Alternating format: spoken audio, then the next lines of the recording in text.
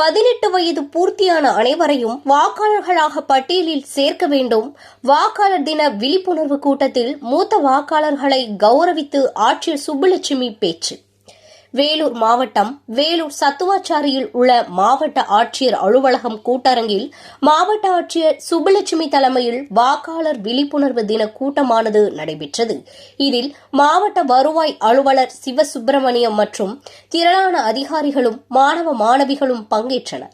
இதில் ஆட்சியர் சுப்புலட்சுமி பேசுகையில், வாக்களிப்பது அனைவரின் ஜனநாயக கடமையாகும். ஆகவே இது குறித்து அனைவருக்கும் விழிப்புணர்வை ஏற்படுத்திட வேண்டும்.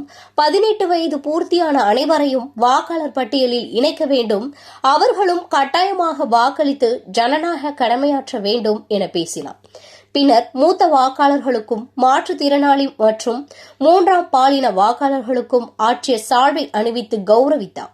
மேலும் SIR வாக்காளர் சிறப்பு திருத்த பணிகளில் சிறப்பாக பணியாற்றிய அரசு ஊழியர்களையும் ஆட்சியர் பாராட்டினார்.